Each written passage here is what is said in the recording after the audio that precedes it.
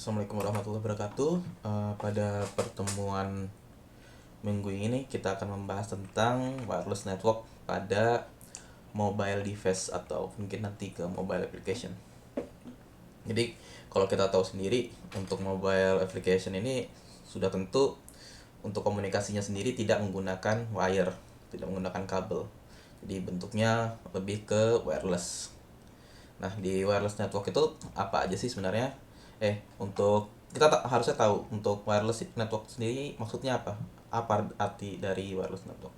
Jadi wireless network sendiri adalah suatu komunikasi atau suatu jaringan yang menggunakan gelombang radio untuk mengkonekkan atau menyambungkan antar device atau antar perangkat tanpa menggunakan kabel.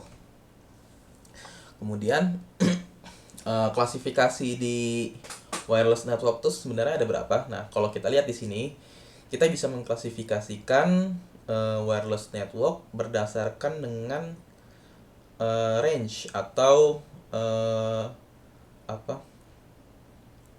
luasan daya jangkau dari wireless network tersebut.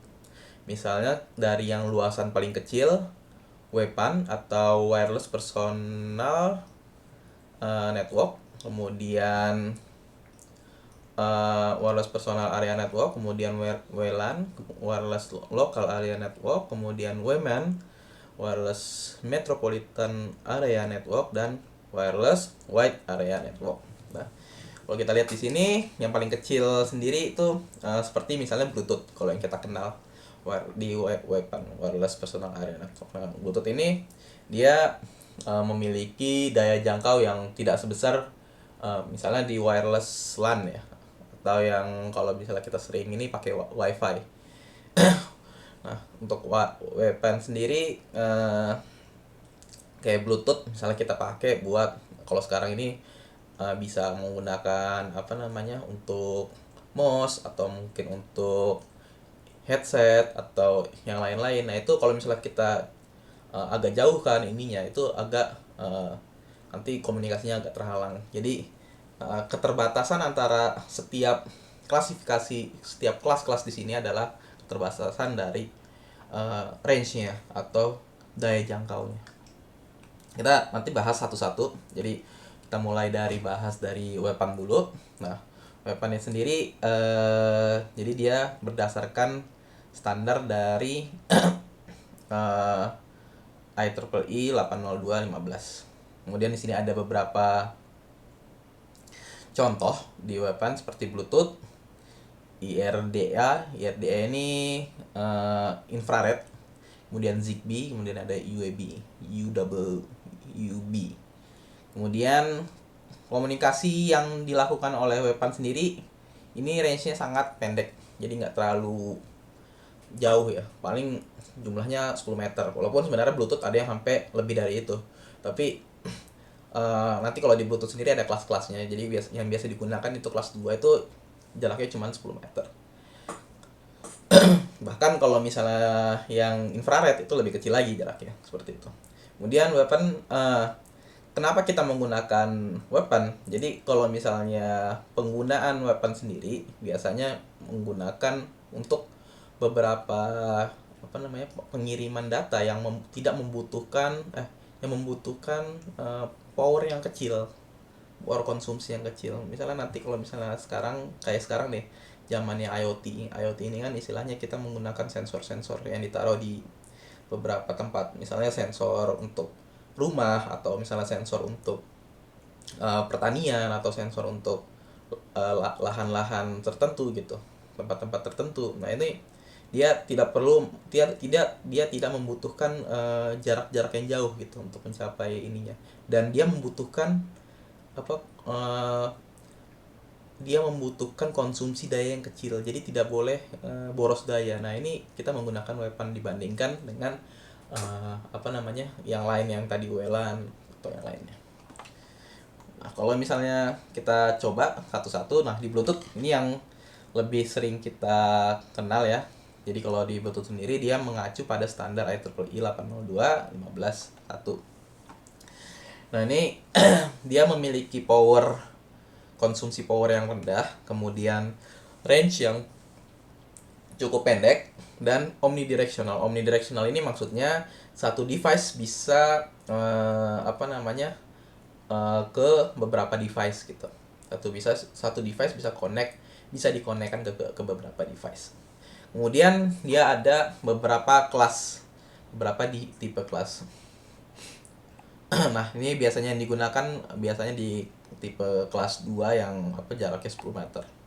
Kemudian di Bluetooth sendiri ada, kalau misalnya kita pengen buat suatu topologi jaringan. Misalnya kalau kita pengen buat antar Bluetooth aja kan point to point ya. Misalnya kita pengen bikin topologi jaringan dengan berbagai macam Bluetooth. Nah, misalnya di sini ada beberapa sensor nih. Ada beberapa sensor yang sensor ini nanti pengen dikirimkan ke sensor sini. Pengen saling berkomunikasi. Nah, ini kita bisa buat topologi jaringan seperti ini nanti yang dinamakan Piconet. Nah, di Piconet sendiri adalah satu Piconet biasanya memiliki satu master dan beberapa slave. Master sendiri nanti yang akan istilahnya mengambil data-data, dia mengambil data-data yang ada di device-device lainnya. Kemudian slave ini yang menyerahkan data-datanya. Nah, kalau misalnya dia dalam satu Piconet ini biasanya kan dia bentuknya ad hoc. Jadi langsung antara satu master ke slave. Nah, kalau misalnya dia jaraknya agak jauh, nah kita bisa buat dua Piconet dengan ada tambahan bridge di sini, ada tambahan penghubung, tambahan jembatan penghubung. Nah, kita buat dua Piconet. Nah, nanti di sini ada dua master, atau mungkin nanti master yang kedua yang di sini juga bisa seperti itu. Nanti di sini slave yang ada di sini dia mengirimkan data ke master, kemudian dihubungkan ke bridge di sini, kemudian dia akan menghubungkan ke master sini. Nah, nanti master sini bisa mengetahui data-data yang ada di slave sini. Nah, biasanya penggunaan lebih dari satu Piconet ini disebabkan dengan contohnya misalnya keterbatasan device. Biasanya satu device itu hanya bisa maksimal 8 atau 9 mungkin ya. 8 device. 8 itu pun dengan masternya. Kemudian bisa juga dengan keterbatasan jarak. Jadi kita bikin jaraknya misalnya lebih dari 10 meter. Nah, kita bisa buka lebih dari satu Piconet. Nah, kalau misalnya kita membuat lebih dari satu Piconet, nah nanti terciptalah namanya scatternet. Scatternet ini adalah kumpulan Piconet, yaitu biasanya 2 atau lebih. Nah, nanti yang akan saling terhubung nantinya.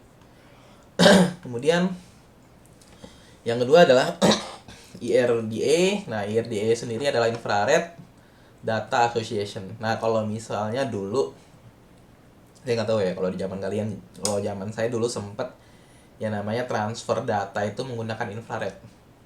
Jadi HP dengan HP, kalau Bluetooth kan kita HP dengan HP nggak harus dideketin ya, nggak perlu dideketin. Nah, kalau zaman dulu tuh HP dengan HP kalau pengen ditransfer itu harus dideketin kalau misalnya menggunakan infrared. Nah, speed dari infrared sendiri dia speednya dari kecil ya, cukup kecil.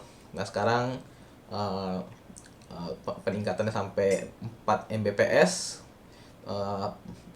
Sekarang sendiri untuk developmentnya biasanya sudah mencapai 16 Mbps. Nah, ini under development. Nah, biasanya di IRD ini dia hanya bisa melakukan unidirectional. Jadi hanya satu device saja saat misalnya device A ke device B.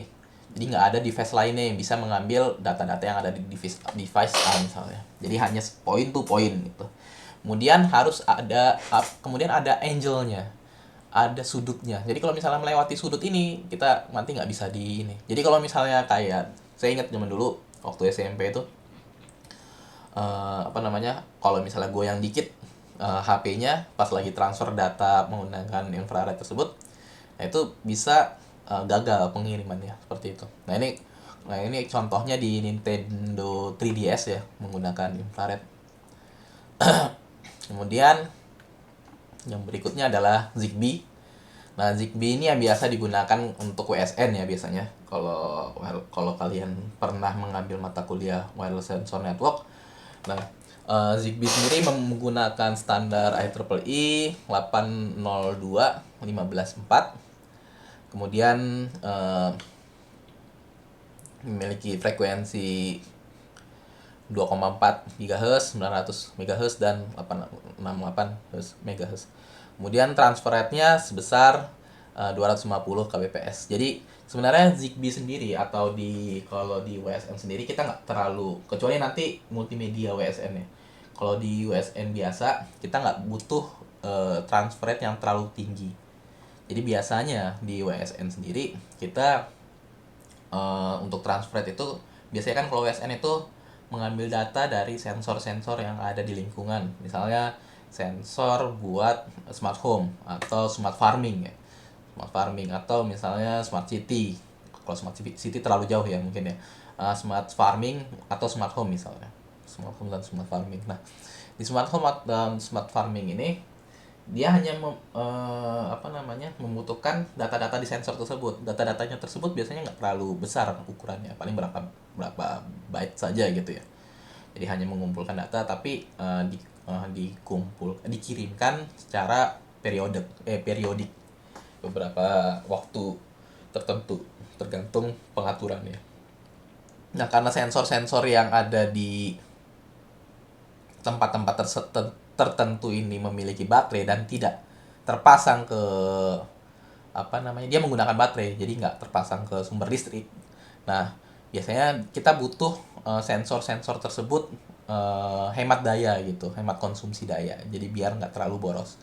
Nah, untuk menghemat daya menghemat daya sensor-sensor tersebut, maka dibuatlah standar Zigbee ini. Jadi Zigbee ini kita gimana caranya data yang dikirimkan nggak terlalu boros daya. Kalau misalnya terlalu besar kan nggak nanti terlalu boros. Nah, tapi bisa dikirimkan terus menerus secara tergantung periodiknya. Nah, di Zigbee sendiri di sini ada 3 jenis end device. End device ini biasanya entah itu bentuknya nanti servernya atau mungkin entah itu sensornya atau yang lainnya. Nah, ini end device ini adalah tempat akhir ininya. Kemudian ada router. Nah, router ini nanti yang akan menyambungkan antara satu jaringan dengan jaringan lainnya. Kemudian ada koordinator. Nah, koordinator ini nanti yang istilahnya memberikan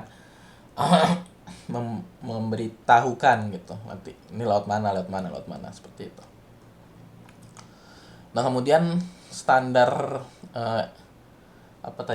WPAN yang lainnya adalah UWB.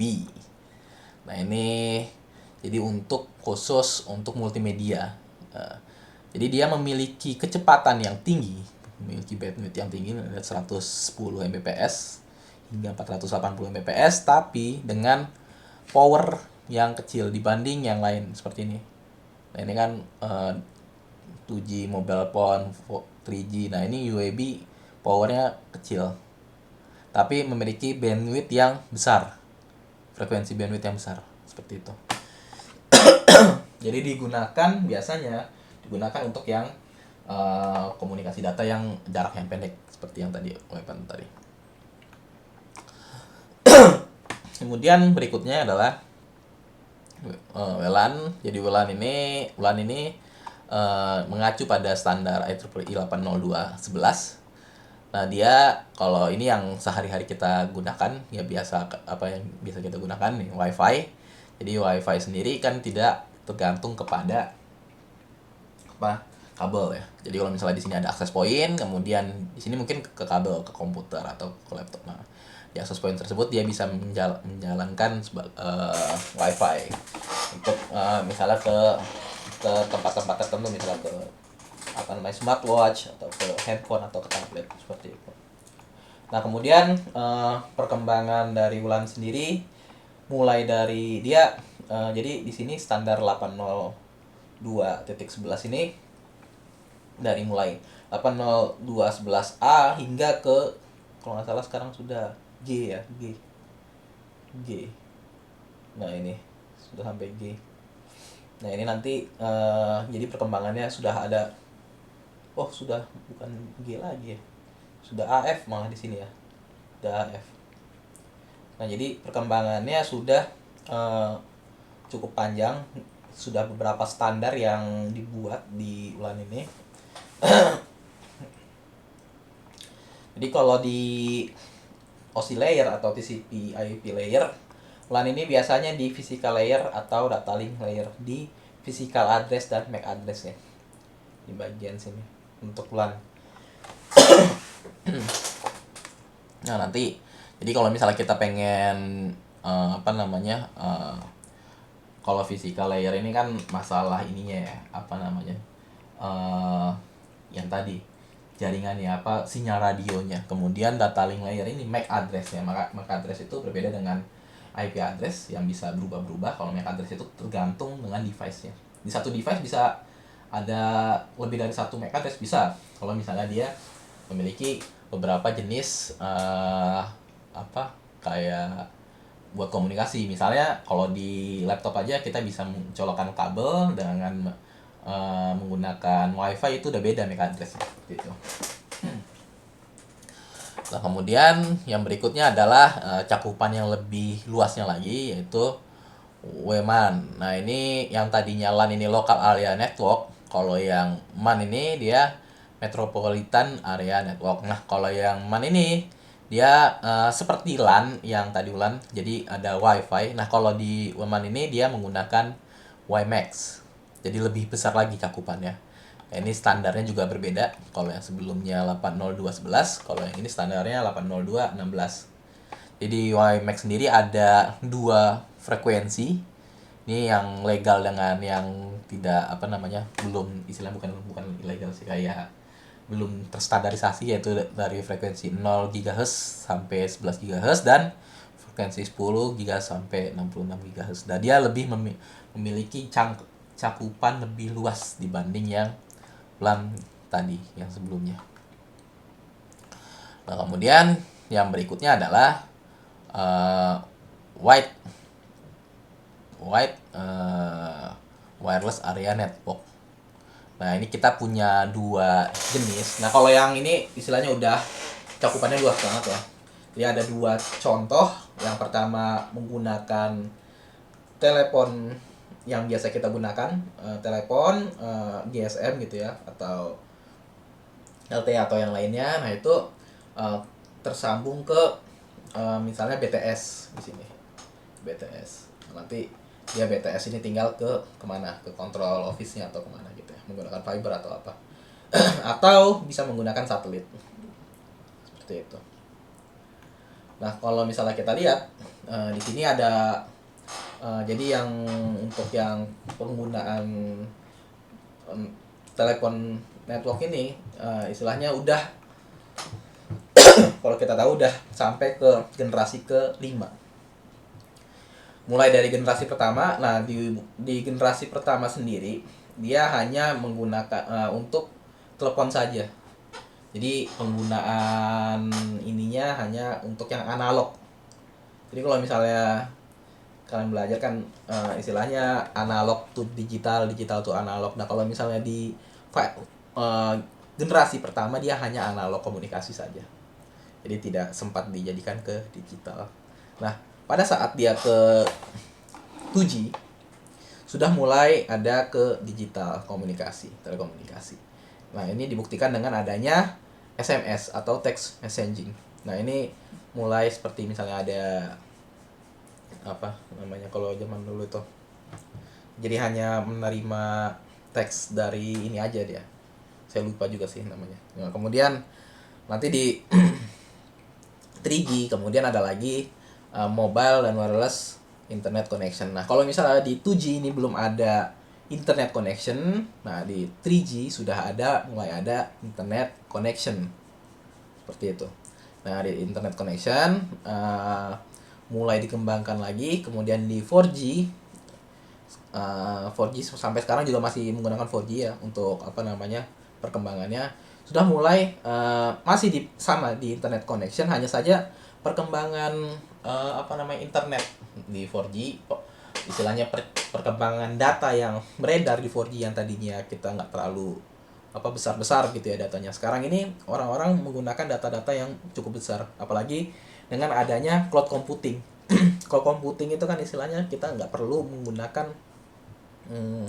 memori atau storage yang besar di device kita. Kita hanya perlu menyewakan tempat storage di di penyewaan storage. Nanti kita misalnya mengambil kapanpun kita mau. Nah, untuk mengambil storage yang kita miliki, mengambil data-data yang ada di storage yang kita sewa, nah itu tentunya kita butuh koneksi internet yang lebih cepat. Nah, untuk itu di 4G ini dia memiliki koneksi internet yang lebih cepat dibanding yang 3G. Seperti itu.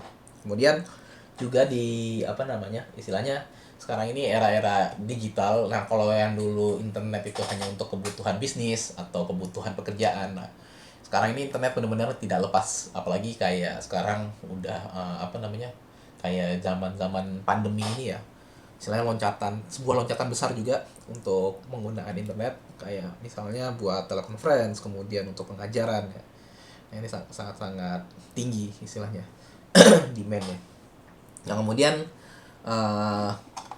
di tahun 2019 sudah ada peluncuran 5G. Nah, kalau yang kita tahu sekarang ini Huawei misalnya contohnya.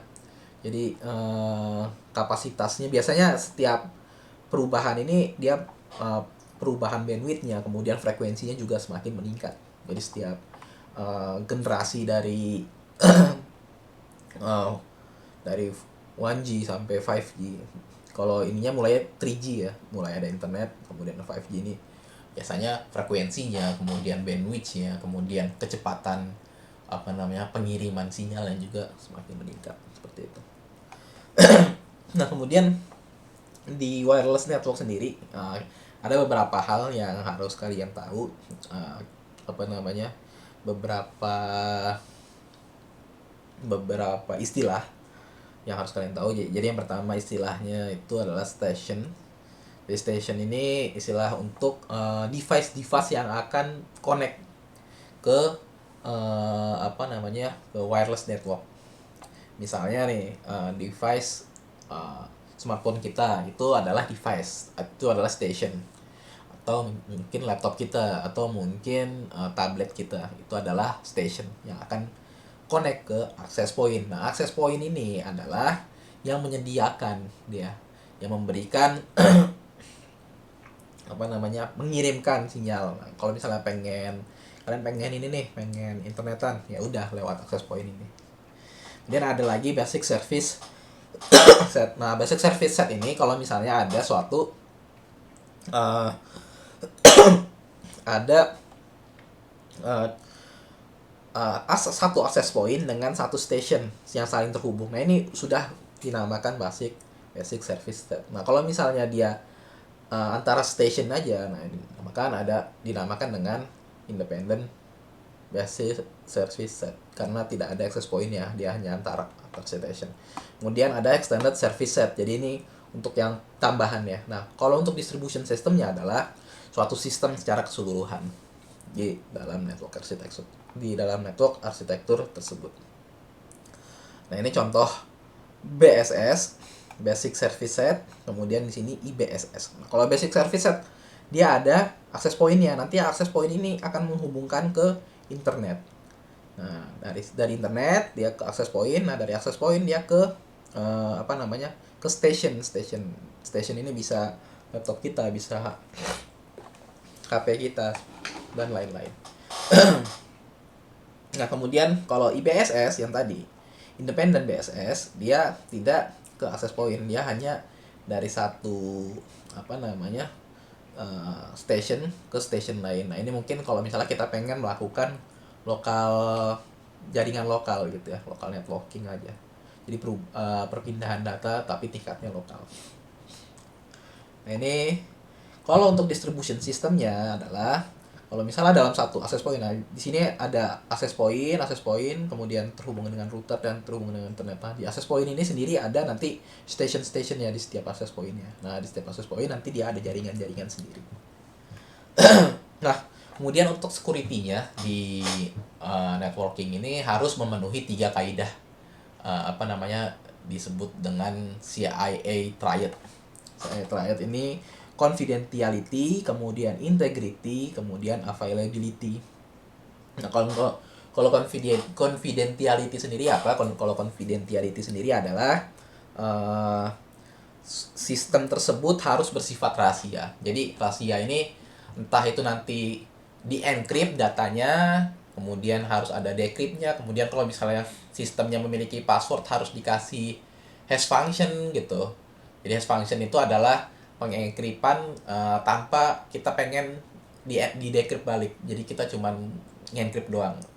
Nah, jadi confidentiality adalah pesan yang pesan yang sudah terhubung di internet, istilahnya sudah terhubung di jaringan, itu tidak boleh ada yang tahu kecuali device yang dituju, seperti itu. Jadi harus memenuhi konsep confidentiality. Kemudian integrity. Nah, kalau confidentiality adalah pesan yang yang tadi itu tidak boleh dilihat oleh orang lain.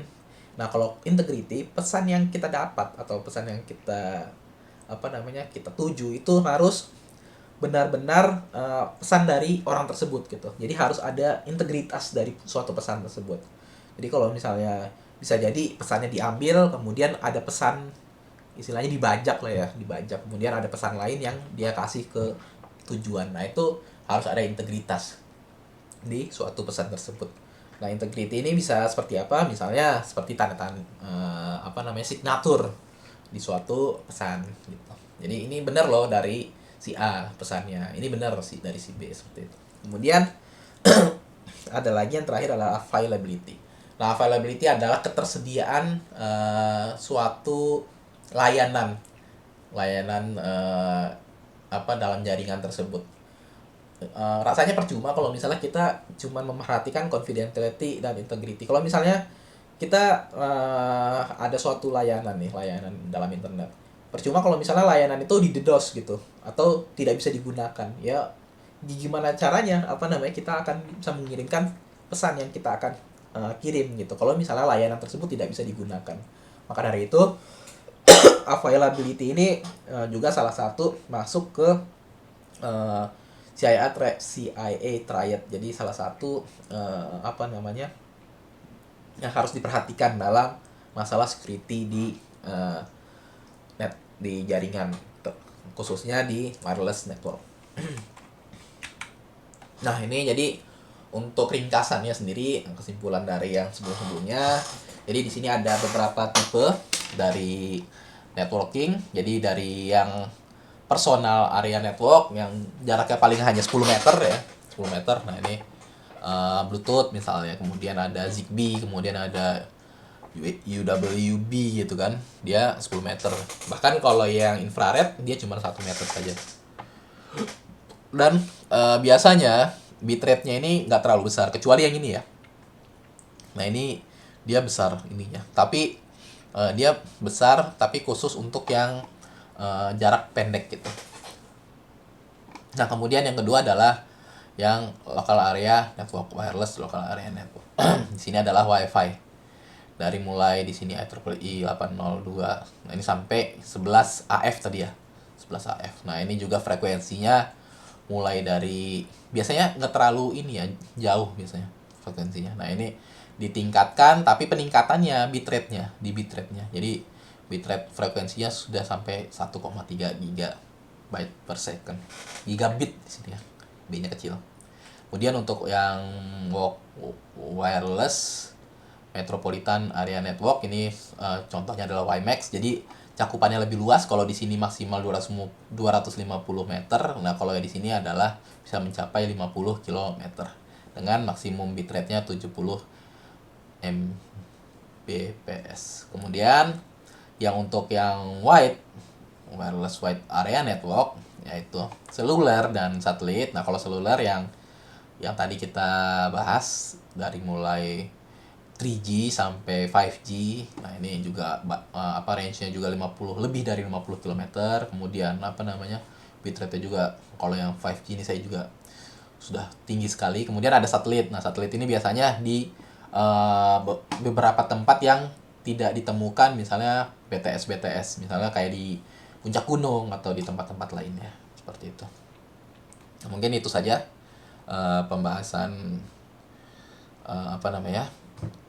tentang wireless network pada minggu ini.